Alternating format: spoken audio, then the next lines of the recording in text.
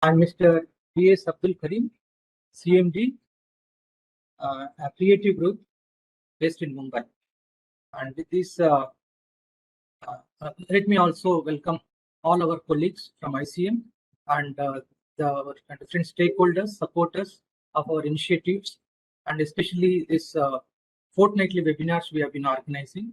So coming back to today's session, this is a very unique session because of course, foreign employers are important component of migration cycle.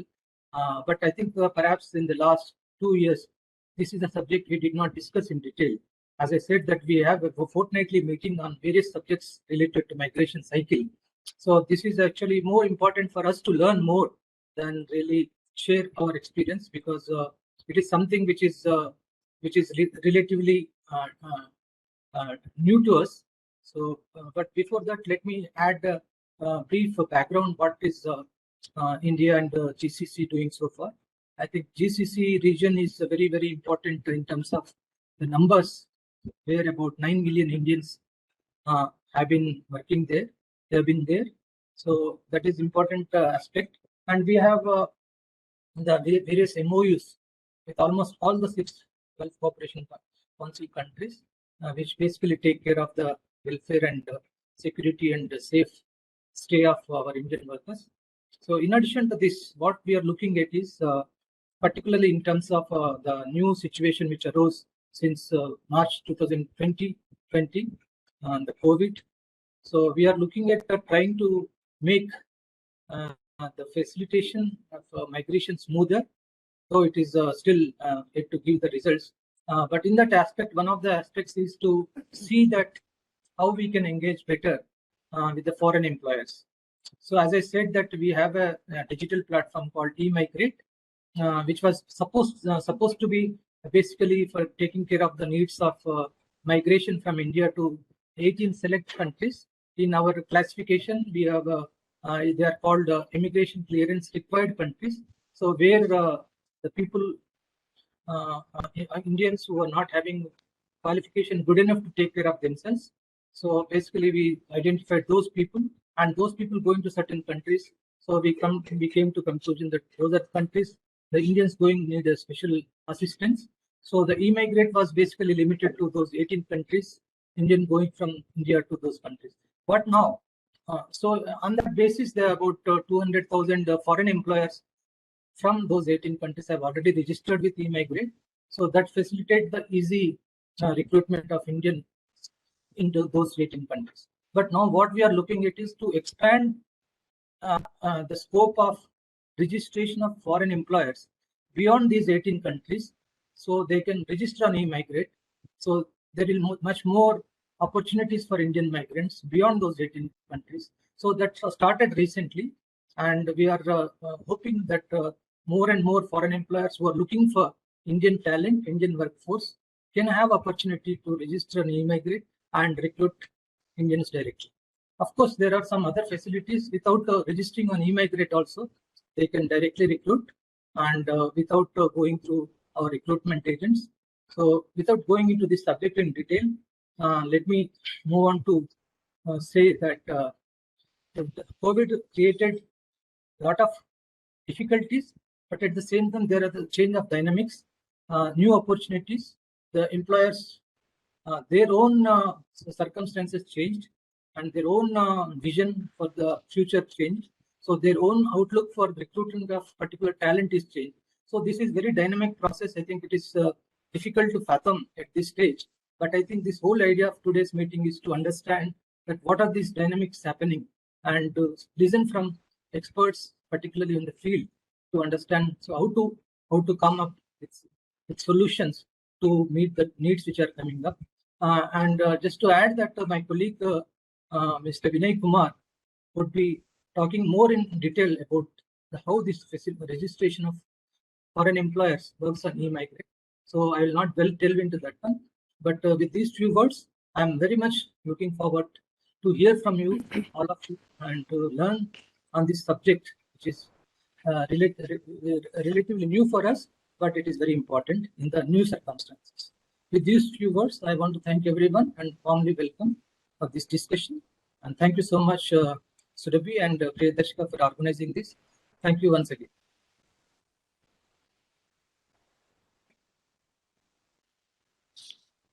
Thank you, sir. Now, may I please request Ms. Surabhi Singh to actually start the technical session, please. Thank you, Priyadarshika. A warm welcome to all of you who have joined us today for this panel discussion. First of all, let me introduce our distinguished panel. So we have today amongst us Mr. Muhammad Al Zarqani.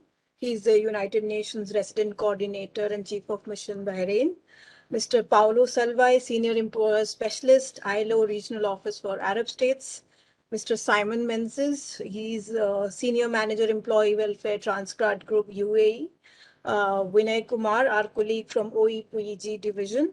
And Mr. Abdul Karim, who is CMD of Creative Group. We have been doing a lot of panel discussions on various aspects of recruitment during the past 1 year. But what we have done and what we have generated over the past 1 year has been more of an internal discussion where we have engaged with recruiters, POEs, various other stakeholders within the country. But we thought we should go a step beyond and hear from the other side of the spectrum and see how the FE foreign employers and the recruitment cycle operates from the other end. So that was the rationale with which we organized this discussion. And I'm so glad that we have amongst us a number of foreign employers joining us from various countries of the GCC region. So in this panel discussion, what I seek to do, and I seek the cooperation of our panelists today in this regard, is to look at 3-4 key areas where we would seek to really hear your views, which is in terms of the role of FEs in the recruitment cycle and the challenges that FEs might face, and how crucial is their role in ensuring fair and decent working conditions for migrant workers. We'll also look at the policy framework governing recruitment of FEs. Our colleague from MEA would be briefly covering that. We also seek to discuss strategies to improve the interface between recruiting agencies and foreign employers, and understand the recruitment process in the Gulf a bit better. And we look forward to hearing Mohammed and Paolo, especially on this area. And we'll see a bit towards the end how we can move ahead and the way forward in this regard. So those are my brief remarks. Each of you has about 10 minutes for your interventions. I'll give you a sort of an alert 8 minutes when 8 minutes are over, so that you can wrap up. And for our participants who have joined today, we have chat box, as Priyadarshika already mentioned. We'll try and take as many interventions towards the end in the Q&A session. So without wasting much time, let me welcome Mohammed. Mohammed has a vast range of experience, especially in the Gulf. He joined the United Nations Development Program in 2010 to lead a joint project between UNCDF, UNDP, and Egyptian Ministry of Local Development. Since joining IOM in 2013, he has served as a program manager for a community stabilization initiative covering Egypt, Tunisia, and Libya, as head of programs in IOM Kuwait. And he's currently, as I have already introduced, the chief of mission of IOM Bahrain. So over to you, Mohammed. Thanks very much, and thank you very much for the flattering introduction. I'm very happy to be here with you today, and I look forward to this very interesting and key discussion. I'm going to take initiative as the first speaker today to perhaps provide a little bit of context into which other parts of the discussion would come into place. The relationship with foreign employers and cooperation with foreign employers doesn't operate in a vacuum. It operates under a specific governance and migration management structure that guides and informs this relationship specifically with foreign employers. And it's very important that we try to touch upon what this current migration management is like, the reform agenda that is in the Gulf as well at this very moment across the board, as well as the nationalization priorities that have been at the center of most visions, plans in the Gulf countries, and then perhaps to discuss how the current situation and what are the challenges to those reform and how does that inform relationships and potential collaboration with foreign employers. Now, everybody's heard enough about the sponsorship system, so I'm not going to get into details of what works and what doesn't work. But what we know is that essentially there's a very large imbalance between what the rights are of migrant workers versus the powers and authorities of the employer. The reform agendas that we're seeing across the region now, most recently, Saudi Arabia before, huge changes in Qatar, Bahrain has been on it for a while, is a change in mindset. It's one in which they're looking at parts of what forms what is known as the kafala or sponsorship system, specifically looking at the elements related to mobility as well as entry and exit to the country. But that's not all what forms the sponsorship system. But I mean, those are the parts that have been an area of focus for many of the Gulf governments.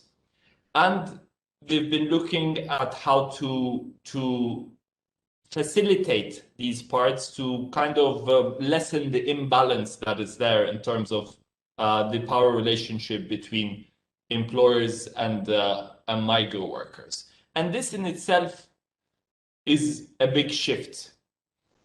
A lot of the migration management system that has been set up in the Gulf for such a long time was one where it's based where employers, some employers, not all because that falls under the prerogative of some employers as well, but the system would allow some employers to have the ability to control the mobility of workers to the extent of keeping the wages very low and keeping mobility very low, which in itself started to form an own business model in which it is very labor intensive, but also very low wage with little obligation to ensure that you put in place the incentives to retain workers, which is a very important point, because now there is this shift to try to move away from this. I don't think we've moved away in all Gulf countries, but there is a shift towards saying, look, we want to attract more high-skilled workers. We want to give to create jobs that require higher skills, so then we cater more for our nationals. And they've finally starting to make some of the linkages as well, is that reforming areas of the sponsorship system would create that environment that may be more attractive for high-skilled individuals, but would also provide the opportunity to upskill the current labor force that is in the Gulf. Now, this is an important element. I think there are some elements of the sponsorship system that are not being touched upon at all until now, specifically how the residency remains to be tied directly with the employer. The renewal of the residency is tied. The entry itself is tied to an employer. And until you start looking at those and look even beyond the mobility and the reform that happened there, the power imbalance will remain to be there.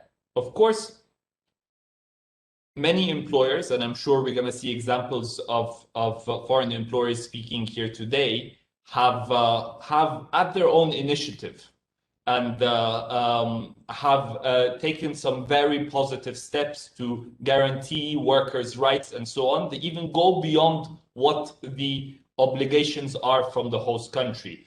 But also you'll find many employers that haven't. All they have to do is comply with the national legislations and so on that are in place and do not feel the added need to address, to provide additional incentives. And we're not only talking about the sponsorship system, we're also talking about some other tools that remain to be in place that really affect this power imbalance between employer and worker. One is the absconding charge, which is still rampant across the Gulf. I mean, some of them are starting to look at reforming them, decriminalizing them, but it remains to be a major issue, and will need to be addressed to move away again to this more equal terms relationship. But also, it's the absence of basic social protection that is also a major issue that remains to put the migrant workers in a very vulnerable situation in the Gulf. And specifically, this has been highlighted during the time of COVID. I mean, IOM dealt with so many situations of stranded migrants and so on in the region. We've done so many movements. I know governments as well, I mean, from have large return programs that have been done.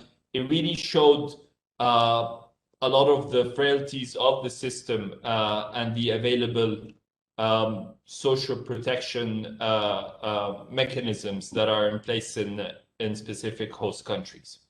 I'm conscious of the time, so I don't want to drag the discussion, even though I still did not get an alert. But I want to go to 2 minutes, okay. To maybe my final points is the relationship between employer and worker needs to change. It needs to be from one where either you work for me or basically you lose your job, you lose your livelihood, to one in which I need to think how to incentivize you to work for me. I need to think of ways to invest in you to be able to retain you. And the mind shift doesn't need to only happen from governments, but also needs to happen from employers themselves. They benefit when workers' skills are increased. They benefit with productivity, and wages are not going to continue to skyrocket. Yes, of course, wages may go up when the skills increase, when there's more mobility, but they're going to go up to what their market value is. And that is the reality, is across the Gulf, the market value of the different jobs that are there, mainly the low-skilled ones, are not met. And as long as that continues, that means that there is something that is incorrect and dysfunctional in the system that is there.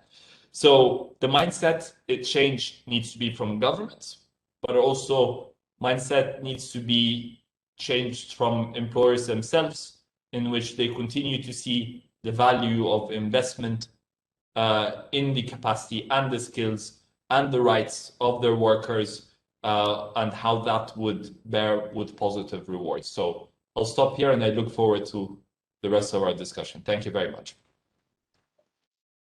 Thank you, Mohammed. Some very valid points. You ended with the sort of focus on how the mindset needs to change and how the employer has to see value in retaining workers and incentivize it. So perhaps we need to, and you may perhaps come back around this point on how do we see this happening. Another point that I had in mind was when you referred to the changing policy landscape of the GCC countries, how there is a move and shift towards nationalization. So one of the reasons these blue collar workers are employed from other countries is because there is a need for it. There's no charity aspect there. So how do you see that shift and transition happening if there is this so-called shift to attract more high-skilled workers? Or how do you see that need for low and semi-skilled workers being fulfilled as we go ahead? So those are my 2 points for you to think about. Meanwhile, I'll move on to the next speaker. We have Mr. Paolo Salvai, who works as Senior Employer Specialist at the Regional Office for Arab States of the International Labour Organization. He joined ILO in 2007 and has worked with different duty stations, including Turin, Lima, Geneva, Yangon, and more recently, Beirut.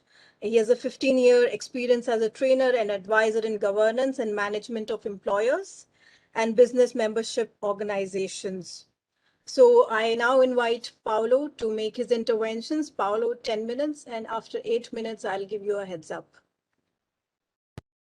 Thank you very much, Surabi, and thank you very much again for the invitation to the ODICM. And it's a pleasure to be among such distinguished speakers. If you don't mind, maybe for my trainer background, I will share a presentation with you. So I'll share my screen and I will talk over the presentation. So just let me know if we can you see can. it. Excellent. So my intervention will be focusing actually a little bit on the business perspectives on factors that are affecting Indian migration to the GCC countries. And I have to say that I'm an economist, too bad for me. And so I will have to start with some numbers, because as an economist, I'm always interested in looking at the data to better understand the dimension of the phenomenon. So in 2019, there were more than 30 million foreign migrants living in the GCC.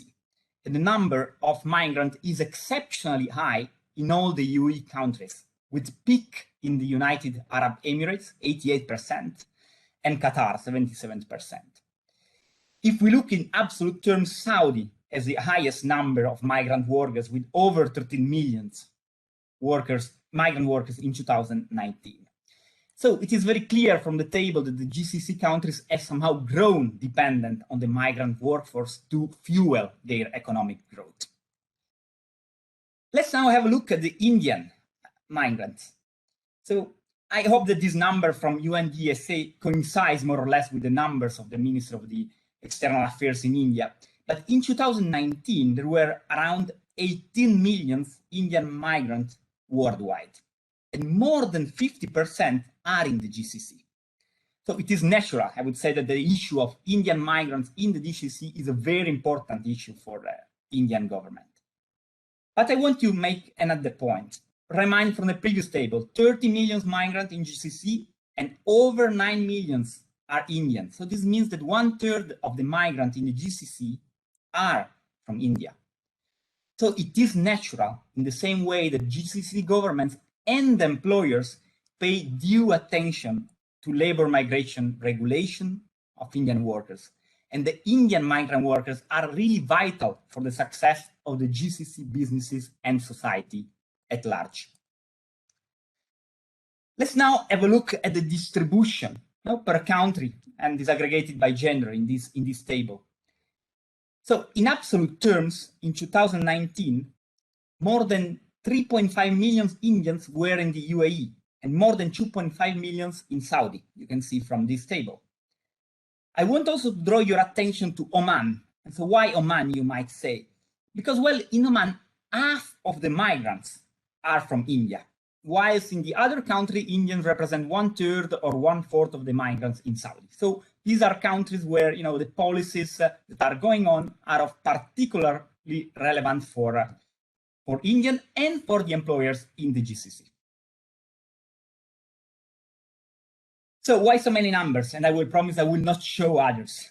It is of great interest for the employers in the GCC, given the size, the penetration of the Indian migrants, to analyze 3 phenomena and trends that are shaping the migration landscape and to understand to what extent they are affecting the possibilities of GCC employers to count with the much needed labor force from India.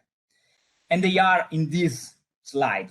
So one is in the very short term, or at least let's hope so, because this crisis is becoming quite longer, much longer than initially foreseen. So the COVID-19 restriction. The second point is related to short, medium, or long term, and there is a big question mark, and I will explain why, related to the nationalization policies. And then in the medium to long term, the automation and digitalizations. So let me go quickly through some of these points. So not much words about the COVID-19 restriction. We all know they are still going on, and in most of the GCC countries, there are somehow no direct flights. There are somehow bans from people from India and actually from many foreigners to come to GCC countries. Many of the regulations have been extended. Some of them were supposed to expire in 30th of June, and they were extended. This has happened in UAE, in Kuwait, in Oman, and just in Qatar, there is no blanket ban, and there are somehow guidelines for people traveling from India in the last months. We also know that in the last 12 months, according to the aviation ministry, in India, there was a huge repatriation exercise. I mean, really huge. And the numbers that are reported from the aviation ministry in India say that 8.9 million Indians have been repatriated in the last 12 months. There are no published stats on the provenience on Indians benefiting from the Vande Bharat mission. And I take also this occasion maybe to ask whether such statistics on how many Indians were repatriated from GCC are available. I think this is also would be very interesting to understand the dimension of the current migrant Indians actually today in the GCC countries. Let's now have a look at the nationalization policies, which might affect the opportunity of Indians to work in the GCCs. So are these policies provoking a huge substitution effect? Let's have a look at the recent developments. Some worries were generated, at least from the Indian perspective, by the Kuwait law 2020, because there were rumors saying that Kuwait would have accelerated dramatically in their effort to rebalance their labor force and moving from the current 70% migrant and 30% national to the opposite. But actually the law is rather vague and simply states that by November 21, 1 year after the promulgation of the law, the Council of Ministers shall issue a list of data to address demographic imbalance, including possible quotas for migrant workers.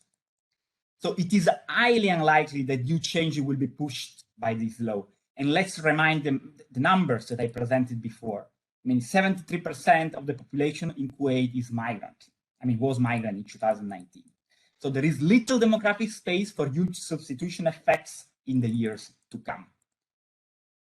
Let's go to Oman. So 1.3 million Indians in Oman, representing more than 50% of the migrants in Oman. The Humanization policy is dated in 1988, so quite long story. And this has somehow been intensified over the past months with an increase of work permit fees by significant amount, 50% for all expatriate workers, and some restriction to hire non-nationals in selected sectors. But most probably, I mean, more studies should be done, the potential substitution effect of the latest decrease would be anyhow later. Let's go now to Saudi. So it's an important country, as again, in absolute terms, also a huge Indian community, 2.5 million.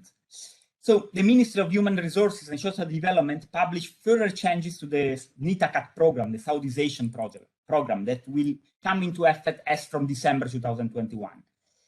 And the changes include a new 3-year Saudization plan with the objective of providing more than 300,000 jobs opportunities for Saudis. And there has been also this year a few new directives of the labor ministries that stipulates that only Saudi will be able to work in malls, so for example. On the employer side, on the business side, the Saudi chambers voiced actually some concern on the excessive speed of the Saudization process due to the lack of adequate skills in the national workforce, the increased cost, and somehow the preference of the national workforce that is not ready to replace migrant workers in many occupations. So we do not have the time to explore developments in all the GCC, but still a couple of words on the UAE, which counts with, which counted in 2019 with 3.5 million Indians. there are no big developments, to be honest. And let's recall the data once again. 88% of the population was migrant in 2019. There is simply no space for big replacements of migrants with nationals. Some further reflection around nationalization policies. Are they a real threat to Indian migrations? There are a number of studies, and I would like to cite one of the conference board. It's called Job Nationalization Policy, Trade-off between Productivity and Employment, which are particularly interesting for the business communities. These studies explore whether job nationalization policies and the consequent creation of jobs for nationals have led to a reduction in productivity. Well, there are quantitative evidence on the trade-off between creating more job opportunities for natives and productivity. The trade-off has been the highest in the GCC compared to the global average. And there are empirical evidence of migrants having a productivity premium over nationals. And on top of it, migrants have substantially lower wages, and this makes much more attractive for the private enterprises. So unless efforts are made to improve the productivity of nationals, there will be limited substitution possibilities between migrants and nationals in many jobs. Another element is the enrollment of national in TVET system, which still is very low in all the GCC countries. There is somehow still some kind of social stigma. And if you see the number, enrollment in vocational programs at secondary upper level is as low as 2% in Oman, Saudi, and Qatar, and 2.5% in UAE, and 4% in Kuwait. So this is against another element, against the strong substitution effect. Let me now move to the automation digitalization. Okay, there is general agreement that the technological forces for automation and big data will change the nature of work fundamentally in the coming decades. But there is much less agreement about the pace and the extent of the change. In GCC, so far, most of the automation has happened in government, through the government, finance, and retail, obviously through the COVID with a boom of e-commerce. But there are also factors slowing down the adoption of technologies, which might have negative effects on the volume of needed low and mid-skilled migrant workers. One of these factors is the share of wages. Because, while the share of wages in the GDP typically reaches 60%, in the UAE, we have only data for the UAE, the compensation of employees amount to only 32% of non-government and non-oil GDP. And this is due also to the migrant cheap labor. This means that on average, labor cost is much less of a concern for business or producers than in other markets. Another factor to be considered is social preferences of GCC residents regarding technology adoption, especially when it comes to the choice between in-person versus automated services. A strong preference still exists towards in-person services. On the contrary, there are two factors that might accelerate: the nationalization policies that might lead to an increase in the wage share and so maybe incentivize automation. And secondly, as was mentioned by my colleague, their diversification policies into high growth sector. And I will just close with one final remark, and sorry for extending myself. What employers from the region expect? Obviously, they expect workers to be equipped with the needed skill set. And typically employers complain about, the skill gaps of the workforce, migrant and national workforce. What do we know so far about the skills for the future in GCC? We know little. I mean, there is no doubt that there will be demand for skills related to new technologies built on STEM and ICT fields. But also soft skills are becoming much more in demand, and they are very much more difficult to define. What could be done, in my opinion? In the very short term, skills anticipation studies are particularly relevant in the very short term, because COVID-19 crisis have partially redefined the expected skill set of migrant workers in a number of sectors, and it is important to understand, and in the interest of the employer to understand, to share information regarding their recruitment plan and needs. And this will help country of origin to keep the future migrant workers within this skill set to be recruited productively and productively employed in the GCC. It might take some time to rebuild the presence of the foreign community to the level prior to the COVID-19 crisis, but there are no big reasons for believing that the number will strongly diminish. And as ILO, we are currently supporting skills need anticipation studies in a few GCC countries. And as soon as data will be available, I will be happy to share with all of you. In the longer term, 4 elements that are particularly important for the employers: skills mapping in origin and destination country, adoption of skills development and skills recognition system at national level and across migration corridors, especially through skills partnership, more dialogue between educational institutions and employers at the national level, and improved data sharing to avoid skills mismatches. Each of these themes might merit further research and maybe question, but I'm afraid that this will be for next time. Thank you very much, and I say stand ready to reply to any question. Thank you, Paolo. That was really informative. And as against the normal belief, we found your session very enlightening in the sense that you went over each of the 6 GCC countries in terms of their policies and where we are currently. And to actually know that the substitution effect on foreign workers will be actually low than what is being anticipated right now. You mentioned one very important point that along with the policy, there would also need for an enhancement of the productivity of the local labor force, which will play a crucial role in the replacement eventually if that was to happen. So perhaps you could elaborate a little more on that. And I also wanted to hear your thoughts, since you mentioned about skill anticipation and mapping studies. How far do you see the role that skill partnerships could play in sort of bridging the gap that we hear of employers saying that they do not get the needed skill set from workers? So perhaps those are my 2 points for your consideration.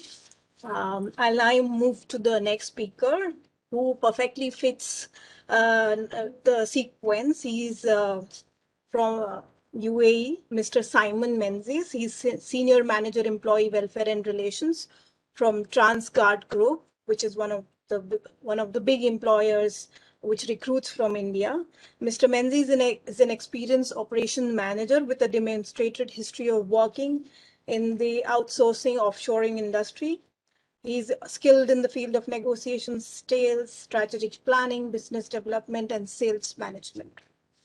So, Mr. Simon, over to you. You'll have 10 minutes, please.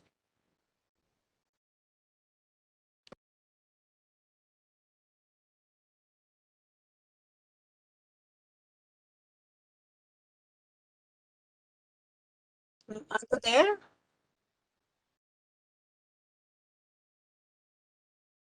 Mr. Simon, can you hear me?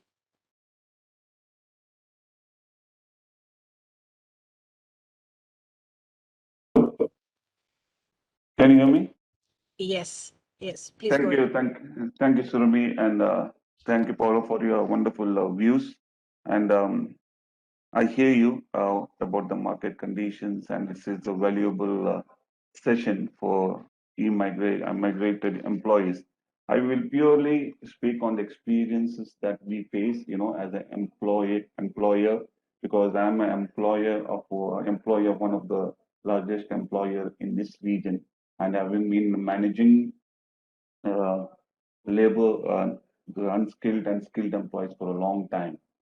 Where we are going wrong, what we are doing wrong, and where we need to improve as a country, as a citizen of India, and what we need to do. The first thing is, prior COVID, if you consider prior COVID, we had a lot of employees based in UAE, and especially in our country, in our company, more than 80% of our employees, we are talking about 70,000 employees, 50,000 are from India. 50,000 are from India. And we always ask one question, why so many people from India are coming here for employment? And what we are going wrong? The employees are coming because we are looking for skilled employees and unskilled employees. And majority of the time, when we think about skilled employees for the labor class and all those things, the input they get back home during their recruitment is wrong. When you are talking about, I completely agree with Paula and Mr. Mohammed, wherein they say that the people who come here and we conclude them as an unskilled employee. The reason being is the unskilled qualified employees are coming here as a skilled employee. And that is the major point. When they come over here, they try to work in the environment that they never expected of, because when you are a qualified person, when you are recruited as a skilled employee like mason, carpenter, or a skill fixer, the problem here happens is you expect something good to happen in a very quick time, because your expectations are different when you're coming from India here. And this will lead to the depression and all those things, and the employee started looking for other options, and employer getting frustrated, and all those things starts from there, where employees are trying to run away from the company, looking for better options. That is where the absconders case increase, and all those things are happening. So first point of contact is that when they are recruiting in India, the complete and correct picture needs to be given to the employees, the candidates who are coming over here. And the policies that we are talking about today in here, majority of the companies, as we are talking about in a Transcard or any other companies, the policies, we say that lower pay employees. The wages are not wages the employees always know when they come over here. We mentioned their salaries before their recruitment back home in India. The lower wage is not a problem. When we pay, that is very important when you're talking about this Indian migrant. When you are paying on time, the wages are not a problem. The skill level is a problem. So in companies like us, what we are doing at the moment is we recruit people.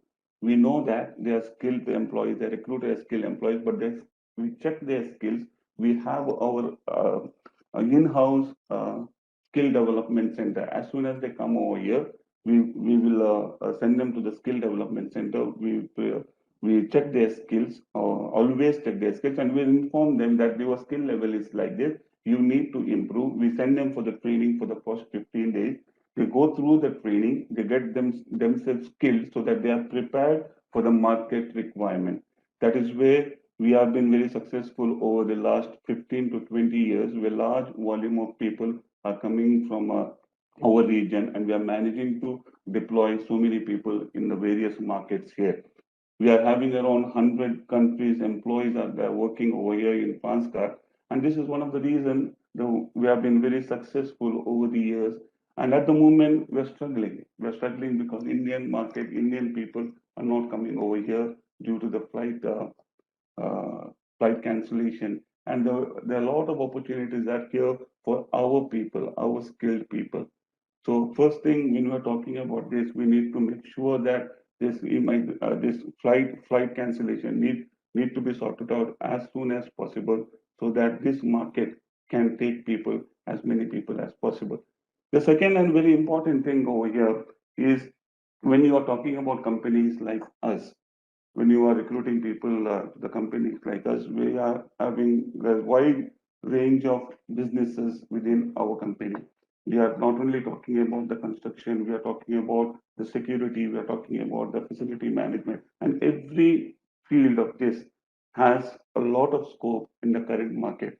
When when you are selecting a construction employee, employee coming here in a construction with a hope of moving into facility management, and that is where the companies are very important to upskill the employee for the next position. And this is what, as a company, we are doing here in Transcard, that even though the person has come as in a skilled role, there are opportunities. We are creating opportunities for the people so that upskill themselves into the market requirement. Maybe we put them into English classes. We put them into security training classes. We put them into the cleaning training. Then all those sort of trainings are very important as an employer to give the employees, to retain the employees in the company. So we are having so much employees spending a lot of time in Transcard is because of this reason, wherein we plan our employees. We don't keep them in a particular position. We make them to grow in Transcard so that they can get into various levels in Transcard so that they will be happy. But there are exceptions, people who come here and people who think that they need to be, promoted immediately. And sometimes we come across people who are getting depressed, which we have seen in the current scenario, where the migrated employees, those who are gone to India, they're stuck in India, and those who are here, they're stuck here because they cannot go back to India due to the current condition. And this is the third skill level, what we have implemented recently, counseling to the employees, wherein we counsel our employees to take care of the current situation, because People haven't seen their families for a long time. People haven't gone and seen their families for a long time. So to manage their expectations, manage their mental stability, manage their feeling, they want to meet their families. It is a very tough task for the companies like us at the moment, wherein the employees, the lower level employees always think that, they miss their families, they've been out of their families. So all those things we inculcate in the companies like us. So I feel upskilling level is very important. As soon as you come around here, train the employees. Once they are trained employees, the next level promotion is very, very important for the employer to do. And once the promotion is done, and we have to manage their expectations, their well-being, all those the basic needs that the employee needs, so that we can give a good result for an employee and their families. And this is what we are doing as an employer of a large volume of people that we have been having over here. Currently, if you are seeing in the system, we are having around 35,000 Indians. Proud to say that Indians are dominating 2 minutes. dominating companies like France. And this is a good initiative wherein we need to change some of the policies wherein we have seen people exploiting the uh, the candidates who come over here, and those people who are exploiting them are the people from our own region, our own countries. So we have to make sure that some stringent policies to be made through this forum. We need to speak to the people, we need to speak to the concerned people, so that those policies will help these migrant employees, so that they can grow in the field, they can live a decent life. They can live, because the expectation when they leave from India, to meet that expectation, we as employers have to do something to live up to their expectation, to make their expectation fulfilled. And this is what I feel as an employee, as an employer, and as a manager of employee welfare. Thank you, Surabhi. Thank you so much, Simon. You provided the employer's perspective in this discussion. While you said that, you try and fulfill all the conditions as laid out in the employment contract, low wages is not a problem. But often when we do all these trainings, we do hear people, I'm not saying specifically regarding TransGuard, but in general, we hear of foreign employers keeping passports, confiscation of identity documents. So those are some of the complaints that we do hear. While you say that complete and correct pictures needed to be given to the workers. So in that, I would want you to maybe elaborate later when we take questions. How effectively do you communicate with the RAs when you get workers on board to keep in mind this issue? So maybe we can take this up later. I'll now move on to Mr. Vinay Kumar, our colleague from the OE and PG division, who has been associated with the eMigrate project right from the inception. And he is the person in charge of the digitization of immigration-related services under the eMigrate project. So Vinayji, over to you. 10 minutes, please. Yeah. Thank you, Surbhi.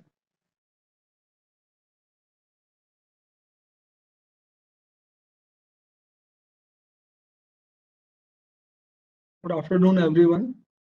So as we all are aware that presently we have a system known as eMigrate system, which is developed by the Ministry of External Affairs.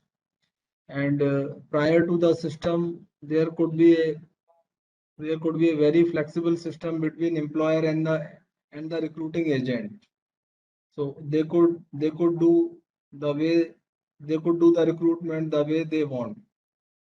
After the incarnation of eMigrate system, there could be some changes in the procedure they have been following.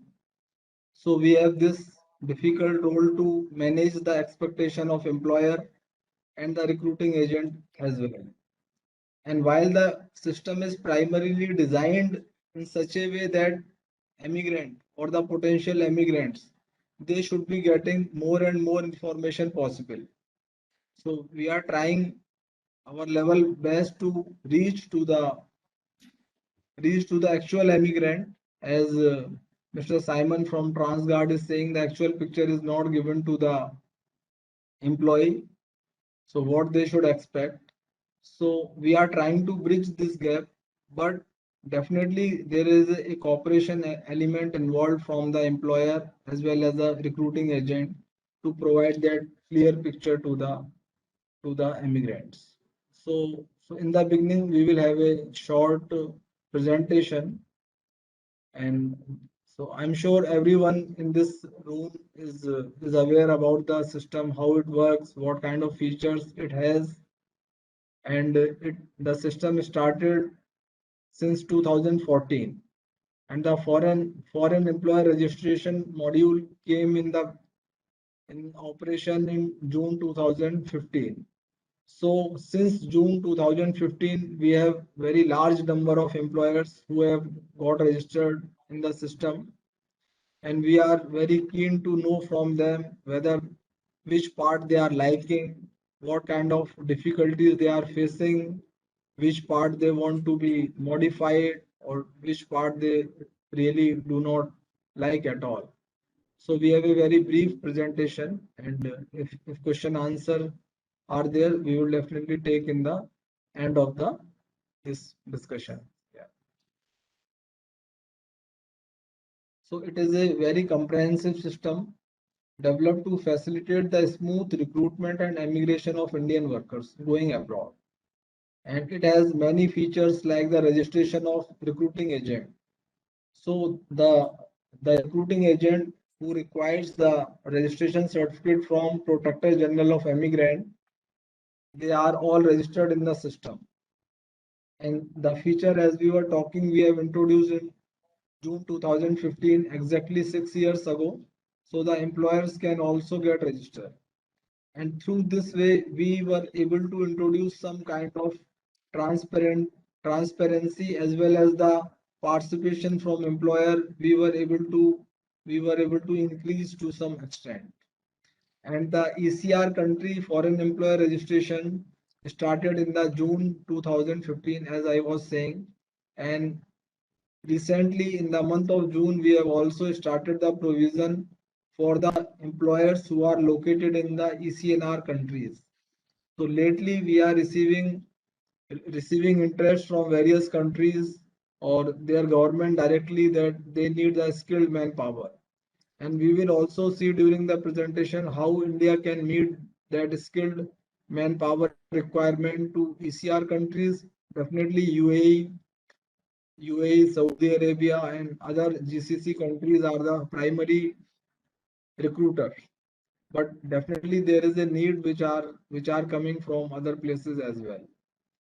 So after the registration of employer, he will be given a user ID and password. And with the help of this user ID and password, he can log on into the system and he can place an online demand to the desired recruiting agent. So we have seen a very good usage of this provision, particularly of raised demand. And we have a very large number of demands raised by the employer with the recruiting agents. So this is one of the things which I am sure is enjoyed by the employer or liked by the employer. And then there is a whole cycle of immigration. So like immigrant is required to be identified, his details are to be provided by the respective recruiting agent. Employer can update the visa details which employer is actually receiving in his country. And there are country wise, we have the employment contract. So these are the contracts which are usually provided by the Indian missions, and in some cases these contracts are also accepted by the foreign government. So the employer, for the purpose of standardization, the employment contract template is available for each of the country, and employer can generate it in the system. And there is a requirement for signing of this contract by employer emigrant as well as a recruiting agent if the recruitment is through the recruiting agent. And there is a term we always hear like dual contract. So many people say the employment contract which is uploaded on eMigrate is actually replaced by the employer when the immigrant is in is in is in is in the country of employment. But as far as what I understand, I do not find it as a problem because it is a legal requirement in the destination country to have that contract, so we are fine with it.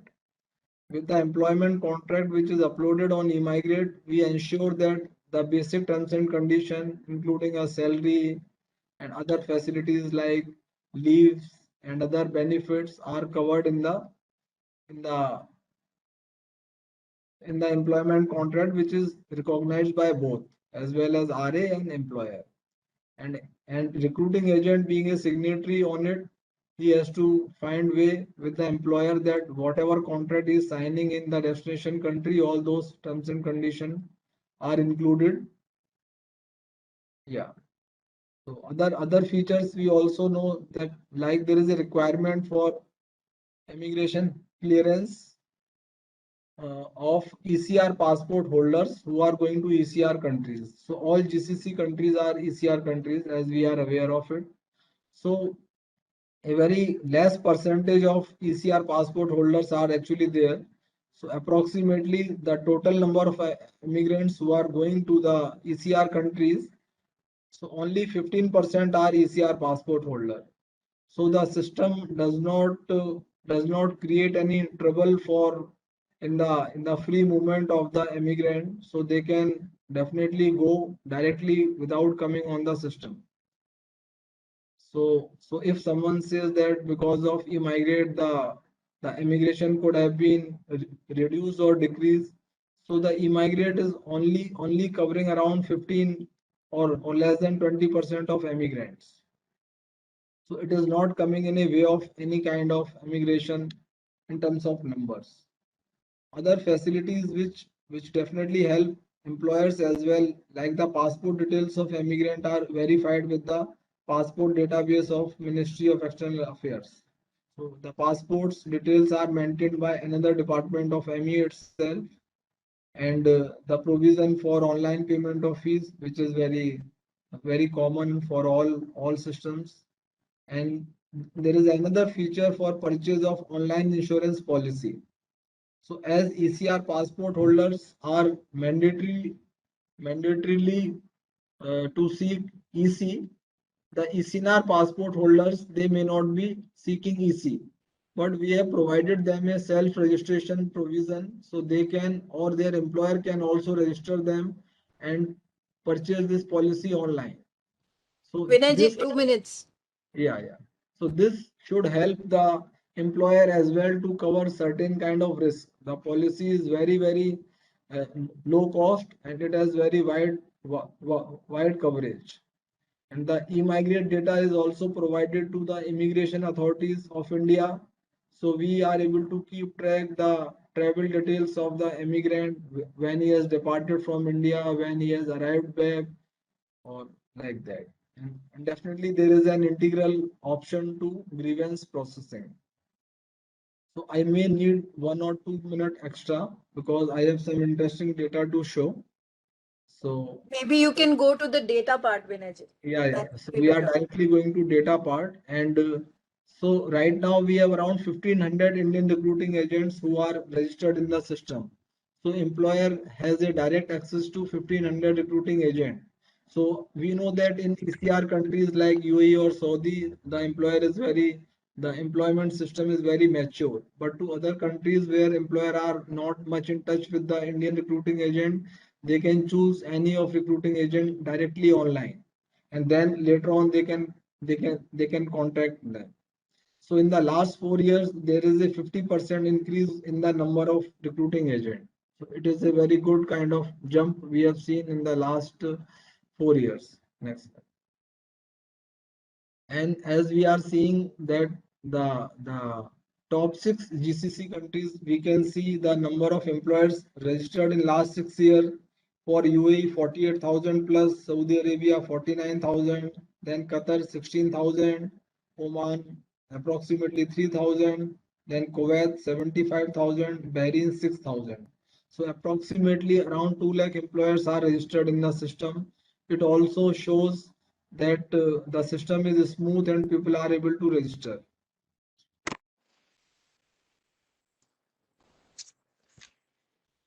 And job data. So we have one more slide. We have Excel sheet actually. So we will just take 1 minute in that. We also have a job category wise data. So we have taken the year 2019, and as you can see on your screen, the most favored category, it is just coming up. So for UAE, you can see that so the requirement of Mason is very high, and obviously employers can correct if they see any difference in the data. So this is ECR country data, sorry, ECR passport holder data, and as I was saying, there could be around 6 times ECNR passport holders going. So Mason for UAE, then worker category, carpenter, cleaner, fitter. As Mr. Simon from TransGuard is saying, the skilling is done for the for the Indian immigrant. So we definitely believe these many people are going to these countries, getting skilled, getting trained, getting experience, and creating a very large skilled pool in the India. So so these person can not only go to ECR country after they are suitably experienced, they can go to any other country. So probably with the database in next 4 to 5 years, we will be in a position to provide a database which is very enriched to all the countries, and employer and recruiting agent can benefit from this data. So the Saudi Arabia, we can see general labor is much in demand. Driver is in much demand. Domestic driver much in demand. Some recruiting agents may also be knowing the fact about this driver. So some people may be recruited as a driver, but they may not be doing exactly the job of the driver. So that may be a certain kind of percentage. So all country data we have, and with the data. Vinayji, I'll have to ask you to stop there. Last sentence. So with the help of this data, we feel that employers and recruiting agent definitely will benefit. Thank you, and sorry for taking a bit longer. Sorry, I had to interrupt. We have one more speaker lined up, and we certainly want to listen to him because he's the other end of the cycle, being the recruiter, representing the recruitment fraternity in India. So our last speaker for the day is Mr. V.S. Abdul Karim. He has served as president of both FORI, which is the Federation of Recruitment Associations of India, and president of IPEPSIL, Indian Personal Export Promotion Council, and he's the chairman and MD of Creative Group of Travel and Tourism. Mr. Abdul Karim, you have 10 minutes, please. Yeah. Thank you, Surabhi. Thank you, ICM, for inviting me to participate in this web meet. Actually, our subject matter is the role of FEs in the recruitment cycle, especially in the emerging scenario of post-COVID. Because we know there are role of all stakeholders. Now we are in a COVID pandemic environment where there is uncertainty remains again for a couple of years. So we are emerging into a new normal kind of an environment. So where there would be some redefined kind of a role of FEs in the host countries.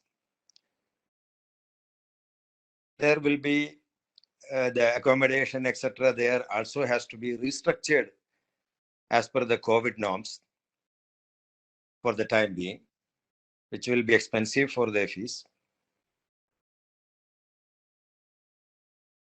As such, there are several issues like insurance adequately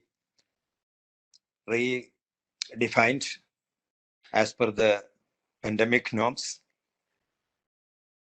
There are a lot of things to take care for the safety and security of the immigrant in overseas placement in the emerging scenario where there is a pandemic continues. That is our main subject matter, topic of discussion, I believe. Because we know there are regulatory norms in the exporting country, where in India, we are an HR exporting country. And all these GCCs are HR importing, hosting country. The FE, the host, has to be a responsible host in every time, not only in a COVID environment. We have a bilateral agreements with all these GCC countries, wherein our the strategies are defined. It has to be a responsible hosting according to the regulatory norms, compliances, etc. We have an immigrant portal in place, a very strong digital platform. Similarly, all the hosting countries also have regular reforms for receiving, hosting expatriate HR population, and localization, as we all know, all these progress happening. In spite of that aggressive reforms and localization process of the major GCC countries, still 75% of the placement, they prefer non-nationalities. There are reasons for that. So in this emerging scenario, in a post-COVID environment, again, we have to take care of the safety and security of the people, specifically with the pandemic spread. What are the role of FEs is the main subject. And among the GCC, Saudi Arabia hosts the dominance of Indians is the highest in Saudi Arabia, then second in UAE, then Kuwait and Qatar, Bahrain, Oman, etc. Some of the deficiencies still to be rectified with the bilateral agreements, strategies to make, which is very important. For example, in Saudi Arabia, there are mega recruitment companies, which is they can get 10,000, 15,000, any number of visas. So that is the major recruitment flow takes place nowadays to Saudi Arabia through a mega recruitment companies. Whereas these mega recruitment companies subcontract these HR to other FEs locally there. In case of any project problems or financial problems comes to that contractor, that contractor is not paying to the salary or money to the mega recruitment company. So the mega recruitment company has to pay the salary in time. They are not paying the salaries in time. Then dispute happens. There are all the POE officers, PG officers are experiencing this very often nowadays. Whereas the mega recruitment company is the legally responsible to honor the contractual obligations signed between the RA and in the immigrant, as per the documents uploaded in the immigrant. But these violations happens very often. There are several complaints pending in PO officers and PG officers related to this. how to 2 rectify minutes, Mr. Abdul yeah, Karim. how to rectify this is very important. So these bilateral agreements has to review and redefined in cooperation with the respective GCC countries, and to rectify this kind of a difficulty for the peoples placed over there to be redefined, and the host country government to support for that is one of the important thing to review. And generally, it has to be adequately support with all ILO norms. That is more recommendable to avoid exploitation. And nowadays, you can see visiting visas converting into employment after reaching these people there on visit visa. Now, as per their reforms, there is no need of exit. They can convert from then and there itself. How this can be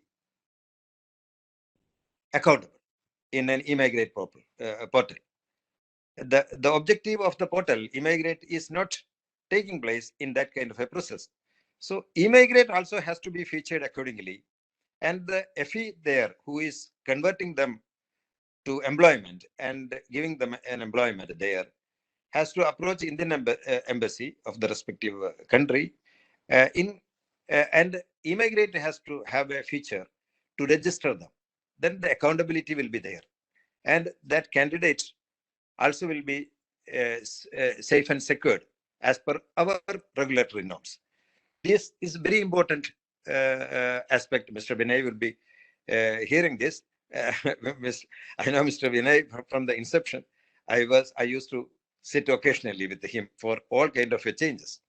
So similarly, in Saudi Arabia, there are category changes and these kafalat changes take place. Whenever these kafalat changes take place, this has to be the FE, and the candidate has to approach the nearest Indian mission, and the e-migrate platform has to have that features to register them, to have a proper accountability. This kind of reforms is rectification is very important to avoid any kind of a difficulty and hardship to the immigrant community. That is very important. And dispute settlements and other things, the accident and death case happens. Some of the employees are coming here on vacation and happens to die here sometime, and their compensation to avail take long time because this all has to be rectified. It's an easy process, and portal remains there to bring back is also very important. The procedures are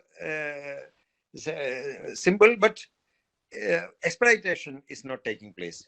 So these are all the responsibility and role of the foreign employers over there to have a rectification process through their government channel, and to rectify all these things, to have a smooth and handling of the expatriate population, and to maintain the reputation. Rest of the things after conclusion session, I would like to hear. Thank you. Those were some very valid points. Unfortunately, we are restricted by time, but you made one very important point regarding subletting being done by FEs, where the contract is with a mega FE, and then when actually in operation, it's done by some other recruiter. So we have amongst us a number of FEs from Saudi Arabia, from Oman, from Kuwait, from UAE. So we will hear their take on the points that you raised. So when we go, I'll now open the floor for question and answers. I'll request your support to be very brief in your intervention so that we can give the floor back to the panel for their remarks, one last comment on the various interventions from the floor. At the outset, I would like to invite Mazen, who is the Chief of Mission from IOM Kuwait, to very briefly tell us about the situation in Kuwait, and then we'll hear from all the FEs who are part of the panel and part of the audience today. Mazen, can you come in? Yes, thank you so much for the kind invitation. I do believe that many of the points have been already covered by colleagues, especially by Muhammad, who covered the GCC countries and as well as others. But one point that was mentioned by the colleague from ILO, we need to highlight that there are so many news that sometimes they are not true. Like there are so many of the rumors talking about the Kuwaitization, that we will be shifting from 30-70 to 70-30% between the national and between the migrants in the country, but these are still the news and the paper. And unless we have a clear assessment on the needs in the country, I think this will remain something that is not 100% sure. So we need to be very careful when we are referring to things that they are not 100% approved by the government. I will not take a lot of time because I do believe that many other colleagues will be input, especially the foreigner employers, but I do have my colleague who's responsible for labor migration in Kuwait. So in case she wants to add few points based on her discussion with the government, I will invite her for the floor. Over to you, my colleague. Thank you, Mal. Hello, hi. Yes, who is here? Hello. Yes. Thank you very much for inviting me. This is Yusra Al-Ajlan. I'm the IOM Hub Focal Point in the IOM in Kuwait. So very briefly, I'll just discuss what Kuwait is working on or has worked on and what they're planning to work on as well in the future. A lot of the topics that they're working on, some of our colleagues here brushed upon them. So due to the imbalance in Kuwait's demographics, Kuwait is also heading towards Kuwaitization, just like the other GCC countries.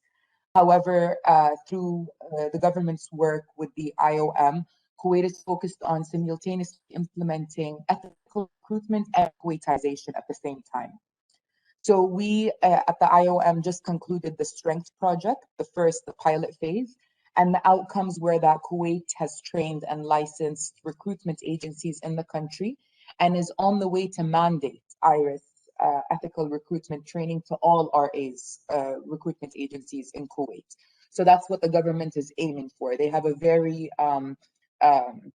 they have an outlook on basically implementing ethical recruitment to all recruitment agencies to make sure all migrant workers are recruited ethically. So we're currently implementing the IRIS Ethical Recruitment Hospitality Project as well, which targets the private sector and in specific hotel chains. This project is also engaged with the civil societies in Kuwait. Civil societies in Kuwait are pretty active and the government do recognize them. Civil societies we're trying to enable them and empower them in providing grievance mechanisms to migrant workers in the private sector. In the future, Kuwait is working on a phase 2 of Strength. Hopefully some of our plans that I can just highlight are implementing ethical recruitment to the private sector specifically. So we have an outreach strategy that we're working on to try and implement it to the private sector and promote it in the private sector, since most of migrants are employed in Kuwait's private sector. The IOM, after the IOM mainstreams ethical recruitment in the country, we're aiming to also provide CREST training, which is targeted to employers, which also promotes ethical recruitment. However, it's very similar to IRIS training. It's under IRIS training, but specifically for private sector. So also Kuwait is trying to strengthen the labor migration information system. One of our colleagues here was also discussing how India has that same system, and we're also trying to do it to increase transparency between employers, the Public Authority of Manpower, and the employee. Also by implementing the Skill Mobility Partnership, we're trying to benefit the migrant worker to gain the skills that are in demand in the country of destination, which is Kuwait, to try and decrease the employee turnover in the companies. And this is also through investing in migrant workers that come into the country. We're also trying to optimize the recruitment process to increase transparency and prevent exploitation from taking place, and training labor inspectors in having a regulatory framework when going in and checking the policies, we're trying to have a concrete regulatory framework that they can follow. So those are some of the things. I don't want to take up more of your time. Those are some of the things that Kuwait is working on. And I think it's very compatible to what is being worked on in the country of origin. And hopefully we can also work together in the future. We also have recruitment agencies here in Kuwait in the call with us. So Okay. yes, thank you. Okay, thank you. Those were some very valid points. We've made a note. And now we'll invite the recruiters amongst us. We have Mawarid Recruitment Company. We have somebody from Oman. May I request the FEs present here today to sort of give their views in about a minute. Somebody from Gulfar Engineering and Contracting from Oman is here. Tamkeen Human Resource Company, Saudi Arabia. If in that order, you could just share your views in about a minute.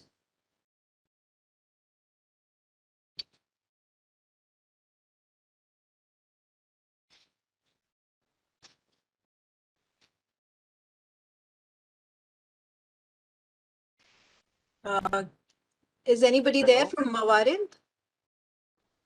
Hi, this is Muhammad Adil from Tamkeen Human Resource from Saudi Arabia. Good afternoon Yes. to everyone. Please go ahead. Yeah, actually, the purpose of today's meeting, as we all understand, is especially for the immigrants on the low wages. That's the main issue. So because sometimes which I got the point that there's a complaint on the low wages, and I understand Mr. Simon also from Transgulf explained that whenever we recruit from any of the country, either from India or from any other country, but especially from India, we inform all the recruitment agencies, and whenever we upload our request to the e-migrate system, we also have given the full details of all the requirements. Either it's a labor category or it's skilled category or highly professional executive level, whatever the categories. So all the details been explained from the employer side, like from the foreign agencies, and it's up to the recruitment agencies who has to communicate with the worker, to the immigrant inside India before he leaves. So it will also effective to that like it can the complaints can be resolved in start. Instead, the immigrant came here and then he start complaining, because one of the reasons the workers who are coming from the India, like they are not coming from the direct one agencies. There are subcontractors who are involved in all these process. So there's a miscommunication also, because the subcontractor cannot give the complete details to the workers, and he just keep him in the dark side, and he just tell, oh, you can go and you can find a good job and this will be salary. And when he come up here, and it's totally different. But on our side, when we are like I'm with the in a recruitment department as a coordinator working in Tamkeen, and we are hiring all the workers and we explain all the details. And also we doing just before that pandemic of COVID, we are doing the in-person interviews also and online interviews also with our clients also. So to clarify all the things to the worker before he arrives, before he accepts the job offer, either it's in the labor market, in the hospital, or in the nursing department, medical department, whatever. So we explain all these things to the worker. It's up to the recruitment agencies also to play their part to clarify all the things to the worker before they arrive here. So if there's a question from our side that sometimes we are offering the low wages or whatever, so I think we are not offering the low wages, because these are wages are already approved by the e-migrate system. Because we cannot raise the demand with the low wage which is not accepted by the e-migrate system. So it's from the recruitment agency side who are not sometimes clarifying to the workers, or if they get the worker agree on the low wages, so it's not the part from the foreign agencies.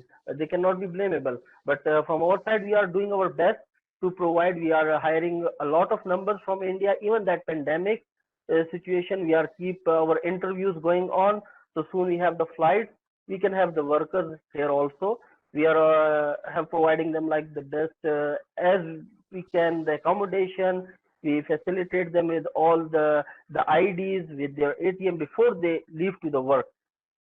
So we providing them all these facilities. We have our own system in the company where we have all the data, and it's available at any time to the Indian embassy, to the immigrants, anyone who wants to visit, who wants to check the data of the candidates, it's available. All right. Thank you, Mohammad Adil. We'll now move to Kuwait. Mubin Yaqub is here, who's the HR and marketing manager.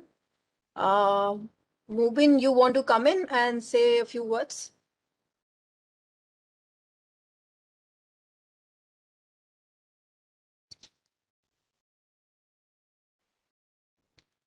Are you there? Okay.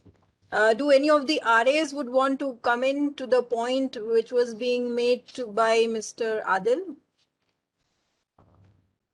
Any of the RAs? I know Suresh Kumarji wrote a number of interventions in the chat box, which I'm sure is visible to all. But does anyone want to take the floor and say something here?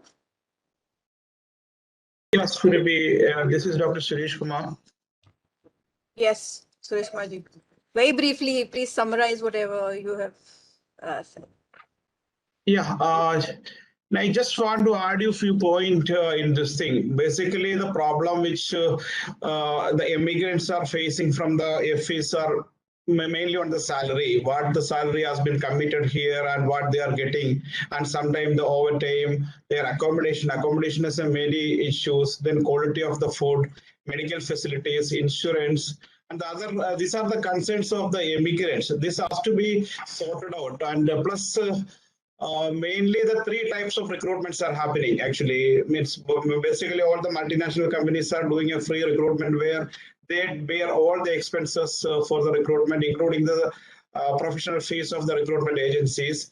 And there is a partly paid recruitment where they provide only the joining ticket, and the recruitment agency has to collect the service charges from the immigrants. And the third one, that is the walkover, because they don't pay anything and they don't even provide the joining ticket also.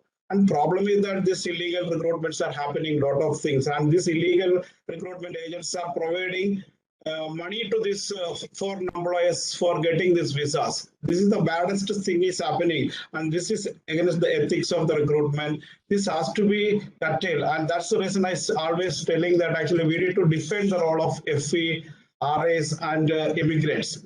The FE role has to be defined properly, and once the candidate signed the employment contract, which has been vetted with and approved by the ministry, the onus of well-being and the security in a foreign land is transferred to the government. If the FE default and the MEA approved contract that has signed with the worker or exploit him in violation of the local laws, then it is the responsibility of the Indian mission abroad to intervene and tackle the situation. This is what is being done by the missions of Philippines, etc., in the Gulf region. Thank you. Okay, thank you, Mr. Suresh Kumar. Those are some interesting points. Are there any other questions from the floor before I give the floor back to the panel for their interventions? Hi, this is Jyoti. I'm from a company called Naya Jobs. I just want to bring this to the panelists. There are new digital platforms that are going to be disrupting the entire ecosystem of hiring. They would be like companies like Apna, which are now the blue collar of LinkedIn, where employers could directly contact multiple candidates through this particular platform. Supposedly, we do an entire hiring through a platform where there would be no FE in the picture or none of the other, the recruitment channels that have been followed and are now being practiced in a very robust way. Would there be any kind of a system that would come where there would be governance and statutory compliances for them as well, where they could not bypass these regulatory frameworks, which are now being, applied so strictly to all of us, what would then be the system that could be followed in the future? We have to really think about it, because digital is the way forward, and we need to really look at it now, because post-COVID is going to happen very soon. And then what? That time we will not have to actually reinvent the curve, which is already happening now. Thank you. Thank you, Jyoti. That was a very interesting point. Any more questions from the floor?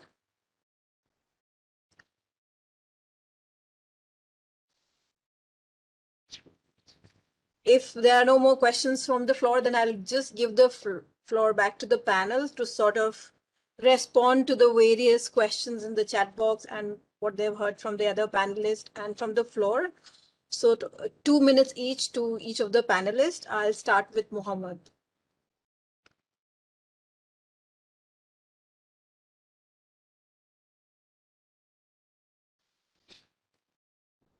Mohammed, are you there? Ma'am, he just had to leave right now because he was in another engagement. Okay, then I'll move on to Paulo. Paulo, you have any sort of response to the interventions from the floor and the questions? I think there's one addressed to you specifically. First of all, thank you very much. Very interesting discussions and questions from the floor. I mean, 2 points. One is related to your questions on skills anticipation. What we are doing is to connect with the Chamber of Commerce and Industry in selected GCC countries to really understand the skill sets needed by the employers in those countries in the near futures.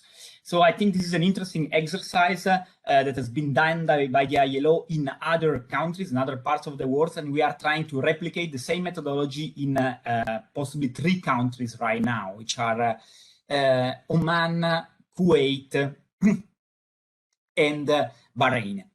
So as soon as we have obviously result, I'm happy to share with you, and I think this data sharing would be extremely useful for all the stakeholders involved in these matters.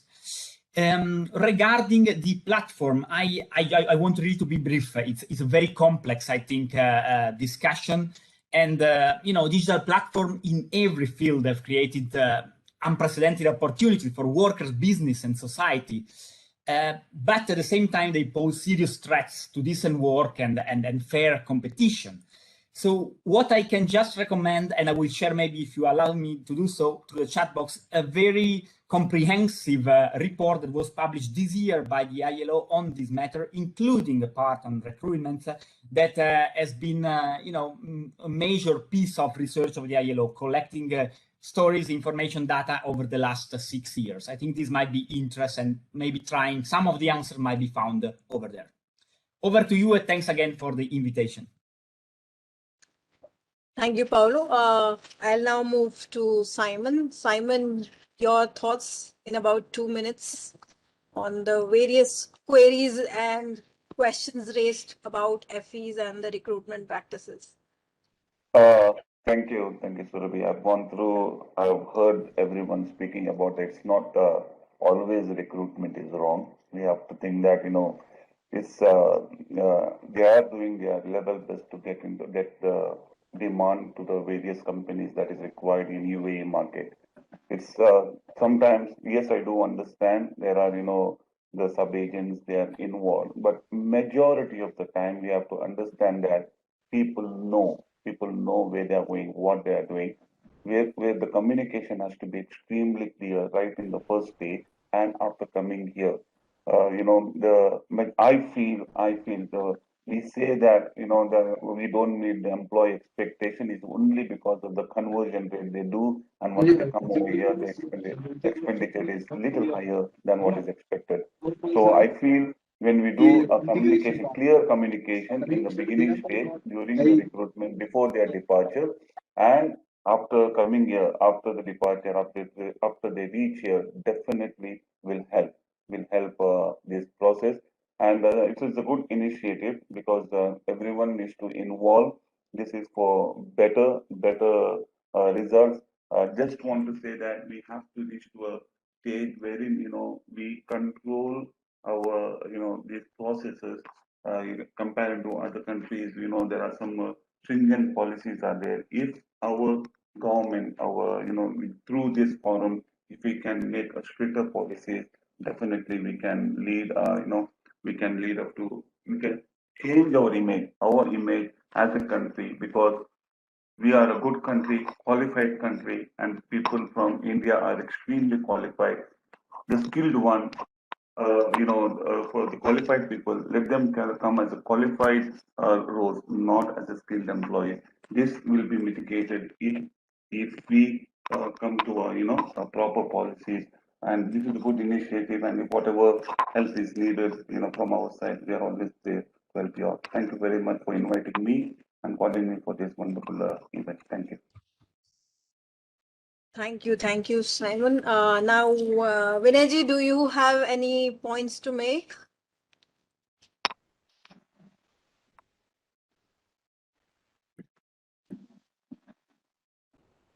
Vinayji, can you hear me? Yeah, I can hear. Do you have any interventions to make?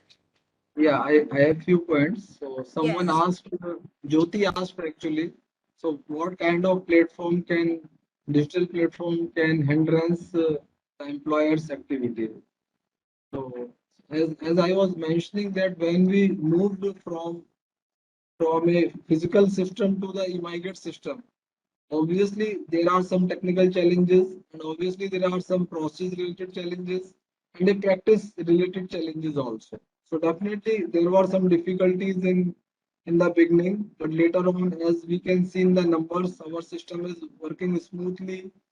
Indian missions are able to interact through the system with the employer, and they, their applications are getting processed.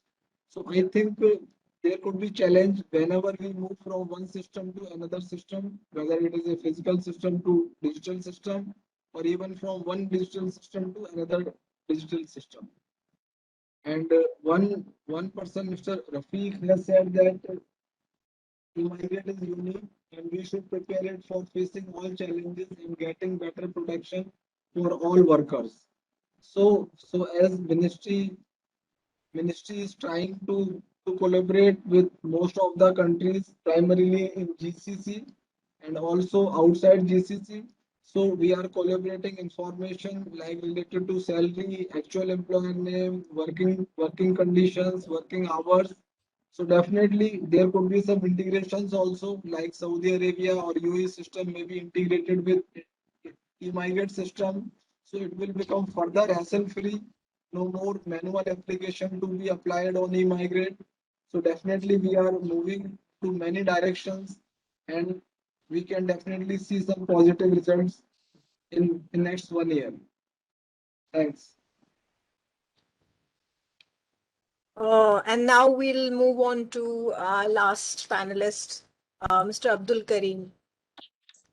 Yeah. Karimji, you have points to make, so please go ahead.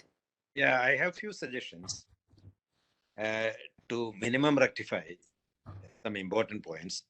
One thing is to legalize the visiting visa, my immigrants to converting into employment.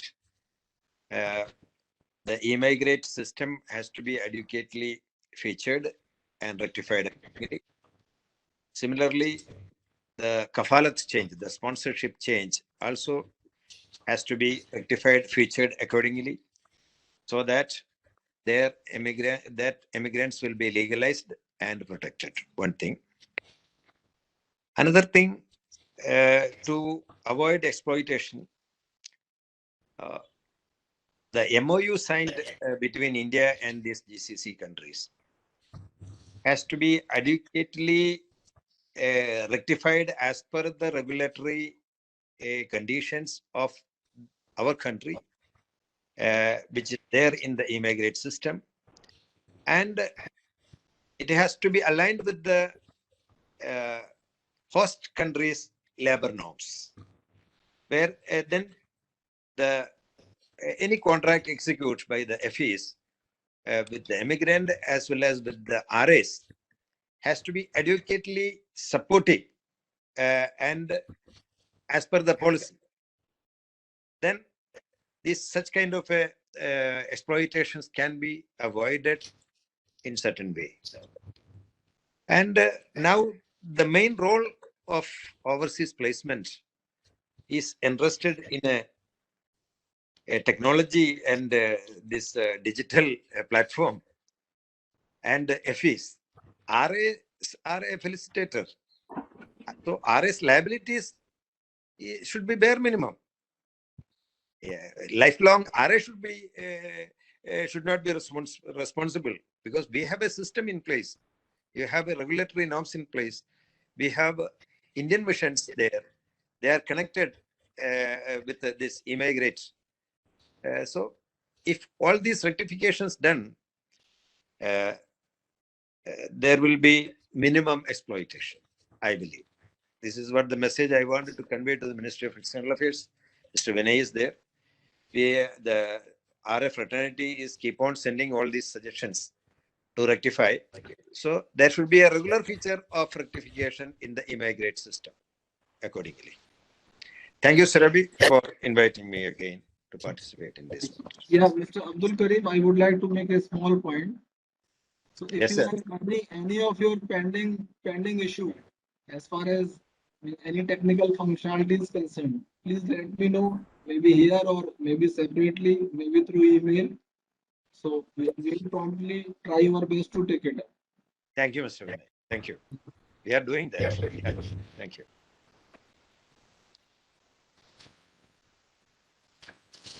Okay, so with that, we have come towards the close of today's discussion. We had a very interesting panel, which started with giving a general picture from the GCC side to listening to Paulo's presentation about the actual picture in each of these GCC countries, to hearing from Transguard on what FEs think they are doing with respect to employment situation in the destination and their expectation from the origin country, and then hearing our team from the eMigrate and Mr. Abdul Karim, who raised questions about the substitution being done by FEs at destinations and what measures can be taken to sort of improve the situation with respect to the role played by FEs in the recruitment process. We had very interesting questions from the floor as well.